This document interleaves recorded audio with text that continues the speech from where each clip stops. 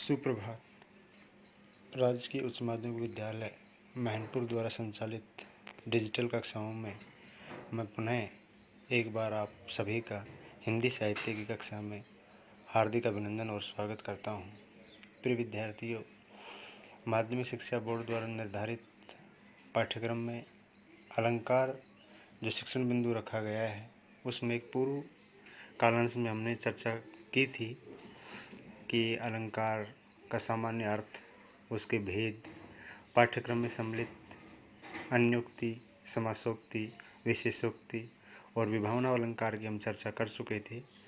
आइए हम इस प्रकरण को आगे बढ़ाते हुए आज हम अलंकार प्रकरण भाग 2 में आज के दृष्टांत अलंकार, मानवीकरण अलंकार, व्यतिरेक अलंकार और प्रतीप अलंकार, इन अलंकारों पर चर्चा करेंगे।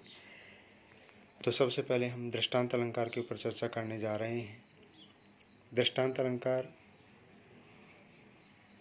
जिसका अर्थ होता है उदाहरण, अर्थात काव्य में किसी बात को प्रमाणित करने के लिए कोई उदाहरण रखे जाते हैं, वहाँ दृष्टांत अलंकार माना जाता है। जैसे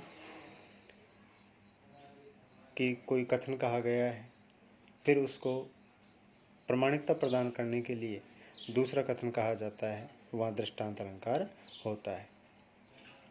अर्थात जब किसी काव्य में उपमेय वाक्य में कोई कथन कहा जाता है तो उसको प्रमाणित करने के लिए उपमान वाक्य कहा जाता है, तो वहाँ दृष्टांत अलंकार होता है। अर्थात जहाँ उपमेय, उपमान और साधारण धर्म का बिंब प्रतिबिंब भाव होता है, वहाँ दृष्टांत अलंकार होता है।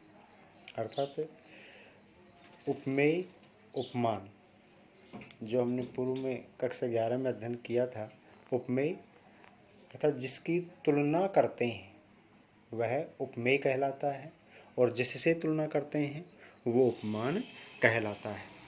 साधारण धर्म, जिस गुण के कारण उपमेय और उपमान में समानता होती है उसे साधारण धर्म कहा जाता है। ये सामान्य पूर्व जानकारी हमारे पास है जो हमने पूर्व कक्षा में अर्जित की थी। अब यहाँ कहा गया है कि प्रत्येक काव्य में 2 कथन होते हैं। एक प्रथम कथन जिसको उपमेय कहा जाता है या उपमेय कथन कहा जाता है, एक द्वितीय कथन जिसको उपमान वाक्य या कथन कहा जाता है। उपमेय वाक्य का जो कथन है उस कथन को प्रमाणित करने के लिए ही उपमान वाक्य कहा जाता है। ऐसी कंडीशन जब काव्य में बनती है, अर्थात उपमेय वाक्य को प्रमाणित करने के लिए उपमान वाक्य कहा जाता है, तो वहाँ दृष्टांत अलंकार होता है। अर्थात यूँ कहा जा सकता है कि उपमेय, उपमान, साधारण धर्म का बिंब प्रतिबिंब भाव जहाँ होता है वहाँ दृष्टांत अलंकार होता है। जैसे बसे बुराई जासु तन ताही को सन्मान, भलो कही छोड़िए छोटे गृह जप दान। अर्थात जिस किसी के अंदर बुराई बसती है उसी का सम्मान किया जाता है। जैसे अपन आध्यात्मिक दृष्टि से देखते हैं कि अमुक व्यक्ति के राहु लग गया है, केतु लग गया है, शनि लग गया है, तो अच्छा चाहने के लिए उसी ग्रह का हम जप या उससे संबंधित दान है वो करते हैं। अर्थात बुरे व्यक्ति हैं उनका भी सम्मान किया जाता है, ताकि उनका सम्मान अगर हम कर दें तो हमारा है उससे मुक्ति है वो मिल जाए। ऐसे ही दूसरा उदाहरण हमने देखते हैं कि जो रहीम ओछो बढ़े तो अति ही इतराए, प्यादे से फर्जी भयो टेढ़ो टेढ़ो जाए। रहीमदास जी कहते हैं कि शतरंज का जो खेल है उस खेल में अगर एक सिपाही है, गोटियां जो होती है, सिपाही की गोटी, सैनिक की जो गोटी है, वो अगर राजा या रानी में से किसी की जो स्टेज है वहाँ वो पहुँच जाती है तो उसका जो रोल है वो वजीर की तरह से हो जाता है। अर्थात वो फिर वजीर की तरह से ही कार्य करता है। वजीर जैसे तिरछा आगे पीछे आड़ा टेढ़ा चलता है तो वह भी उसी की तरह से आचरण करने लगता है। अर्थात एक सैनिक निम्न पद पर था और वह राजा या रानी के समकक्ष वाली लाइन में पहुंच जाता है तो उसके जो गुण हैं वो वजीर जैसे बन जाते हैं। अर्थात वह भी वजीरों जैसा व्यवहार करने लगता है। यह उदाहरण दिया गया कि ओछे व्यक्ति हैं, वो बड़े जाने पर बहुत ही ज़्यादा घमंड करते हैं। जिस तरह से शतरंज के खेल में एक सैनिक है, एक प्यादा है, वह वजीर बन जाता है तो वह भी उसी की तरह से आचरण करने लगता है। प्रिय विद्यार्थियों, आज मैंने एक विशेष प्रयास किया है कि लिखित रूप है उसको छोड़ करके मैंने प्रिंट करने का प्रयास किया है। हो सकता है कहीं इसमें यति, गति, मात्रा आदि आगे पीछे हो गए, हालांकि मैंने पूरी सावधानी रखी है, फिर भी मैं आपको सचेत करता रहूँगा, तो उसको जब आप नोट करो तो उसमें थोड़ा सा सुधार कर लेंगे। जैसे इस उदाहरण का जो पहला हमने देखा है, बसे बुराई जासूतन ताही को सन्मान, इसको एक पंक्ति में लिखना है। फिर उससे नीचे भलो भलो कही छोड़िए खोटे गृह जपदान, ठीक इसी के जस्ट नीचे ये पंक्ति आपको लिखनी है। फिर दूसरा उदाहरण है, इसको थोड़ा सा गैप दे करके फिर लिख लेंगे, क्योंकि एक प्रयास है, अभी इसमें अच्छी तरीके से मैं कर नहीं पाया। आगे से मैं प्रयास करूंगा कि इसको एक पंक्ति की बात एक पंक्ति में ही कही जाए, तो ये थोड़ा सा ध्यान रखना। पहला जो उदाहरण है, इसकी जो पहली पंक्ति उसके जस्ट नीचे ही ये दूसरी पंक्ति आपको लिखनी है। आगे बढ़ते हैं। प्रतीप अलंकार। प्रतीप का अर्थ होता है, देखो मैंने अलग पूरी सावधानी रखी थी, यहाँ भी देखो प्रतीप की जगह प्रदीप लिखा गया है, तो इसको क्या मानना है? प्रतीप। दोबारा देखते हैं।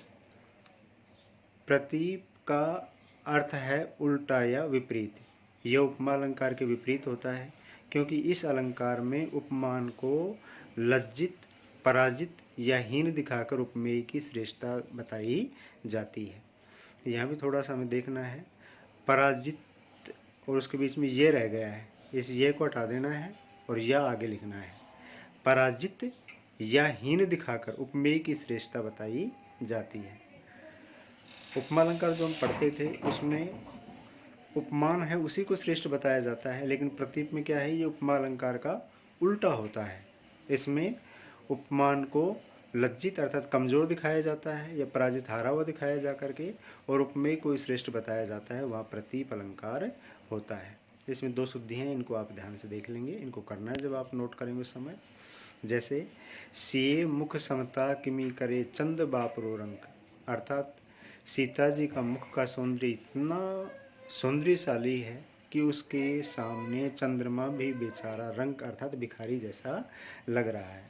अर्थात हम जब काव्य में पढ़ते आए हैं कि मुख की तुलना है वो चंद्रमा से करते आए हैं उपमा अलंकार में, लेकिन यहाँ क्या है, सीता जी के मुख को इतना श्रेष्ठ दिखाया गया है कि चंद्रमा भी उसके सामने भिखारी जैसा नजर आता है। अर्थात उपमान को लज्जित किया गया है और उपमाय सीता के मुख को श्रेष्ठ बताया गया है, तो यहाँ प्रतीप अलंकार हो गया है।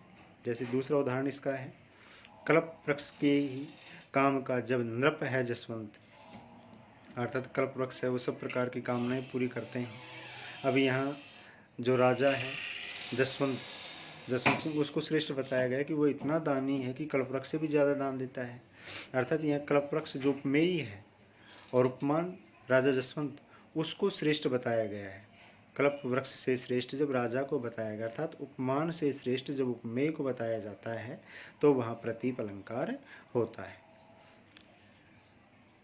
पुनः एक बार देख लेंगे। प्रतीप का अर्थ होता है उल्टा, क्योंकि उपमा अलंकार में उपमान को श्रेष्ठ बताया जाता था और उपमेय को उपमान की तुलना में तुलना की जाती थी, लेकिन यहाँ क्या है, उपमान को लज्जित कर करके उपमेय को श्रेष्ठ बताया जाता है, तो वहाँ प्रतीप अलंकार होता है।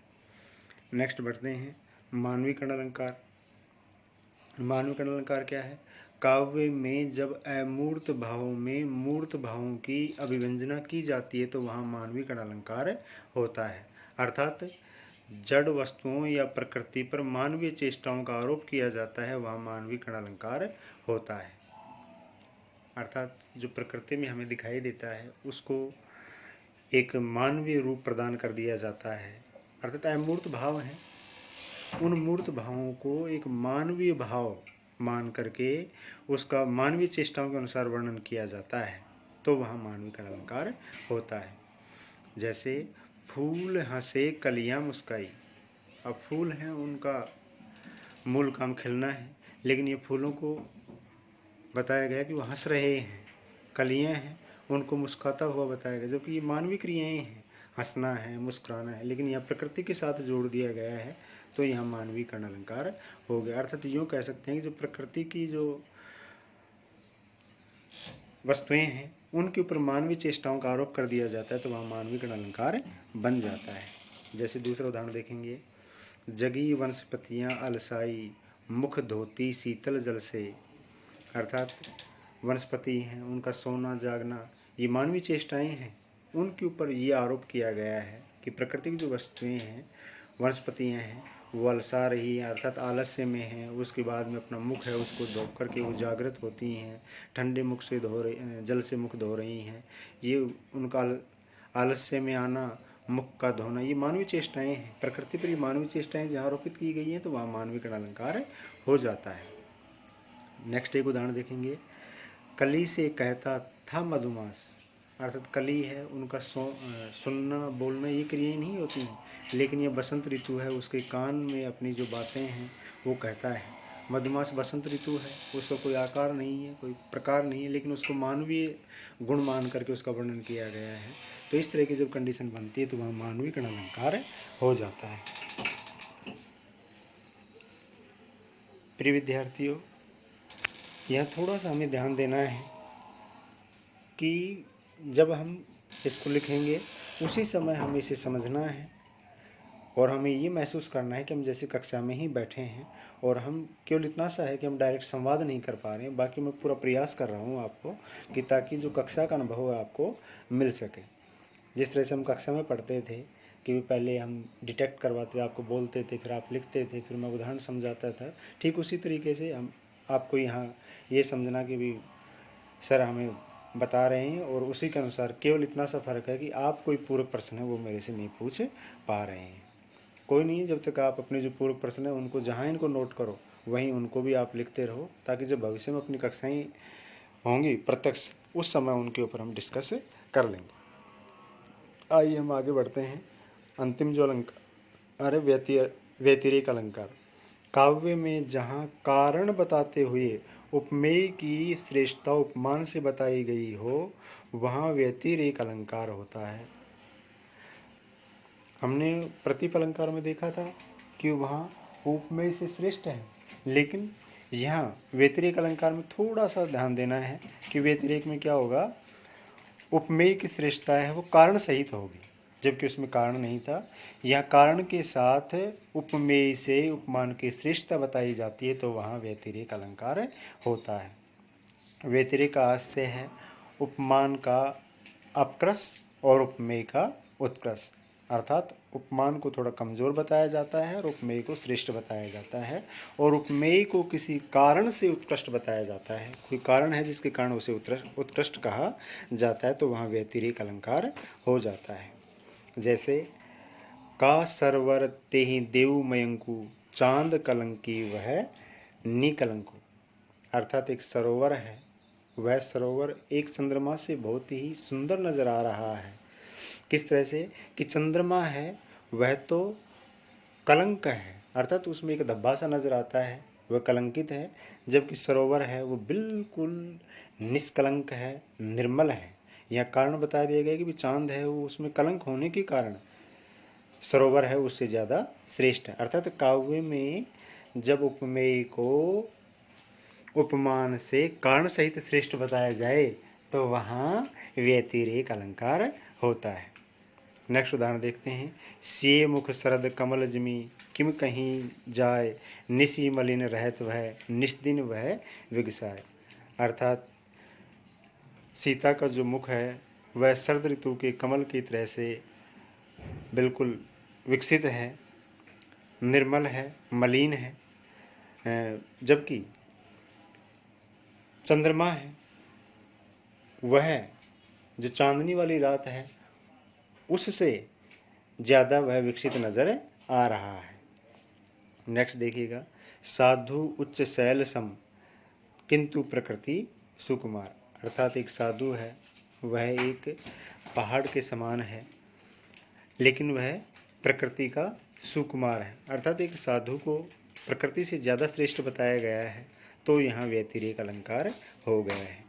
प्रिय विद्यार्थियों, आज के हमने इस प्रकरण में दृष्टांत अलंकार है उसको पढ़ा, अर्थात एक वाक्य में जो कथन कहा जाता है उसको प्रमाणित करने के लिए जो कथन कहा जाता है वहाँ दृष्टांत अलंकार होता है। प्रतीप अलंकार के बारे में हमने पढ़ा जिसका अर्थ उल्टा होता है, अर्थात इसमें उपमेय से उपमान को श्रेष्ठ बताया जाता है। मानविक अलंकार में जो प्रकृति की जड़ वस्तुएं हैं उनमें मानवीय गुणों का आरोप किया जाता है। व्यतिरिक अलंकार है, इसमें भी उपमान को श्रेष्ठ कमतर बता करके उपमेय को श्रेष्ठ बताया जाता है, लेकिन यहाँ कारण सहित बताया जाता है तो वहाँ व्यतिरिक अलंकार होता है। प्रिय विद्यार्थियों, बोर्ड की परीक्षा में अलंकार से संबंधित 8 अंक के प्रश्न पूछे जाते हैं, जिसमें किन्हीं 2 अलंकारों के बारे में पूछा जाता है कि अमुक अलंकार को उदाहरण सहित स्पष्ट कीजिए। तो आपको बहुत ही सावधानी से, जैसे पूर्व के प्रश्न पत्रों को देखा जाए तो गत वर्ष का जो प्रश्न पत्र था उसमें पूछा गया था कि मानविक अलंकार क्या है और विशेषोक्ति और समासोक्ति अलंकार में अंतर बताइए। तो यह सीधी सी बात है कि आपको जो अलंकार है उसका सामान्य अर्थ है प्रथम पंक्ति में वो लिखना है, उसके बाद में उसका उदाहरण लिखना है, तभी जा कर के आप पूर्ण अर्थात 4 अंक का एक प्रश्न आता है। कितना साधारण सा है, 2 पंक्तियों का उसका अर्थ है और एक एक पंक्ति के मैंने उदाहरण है वो बनाने के प्रयास किए हैं ताकि उनको आप आसानी से समझ सको और वांछित सफलता उसको प्राप्त कर सको। मुझे आशा ही नहीं पूरा विश्वास है कि आप इनसे पूरी तरह से लाभान्वित हो रहे होंगे और विद्यालय का जो प्रयास है वह प्रयास सार्थक तभी माना जाएगा जब आप इससे पूरी तरह से लाभान्वित हो करके और आशानुकूल सफलता है वो प्राप्त कर पाओगे। प्रिय विद्यार्थियों, वर्तमान इस महामारी में अपने घरों पर रहिए, सुरक्षित रहिए, लोगों को जागरूक करते रहिए और सामाजिक दूरी है वो बनाएं। धन्यवाद।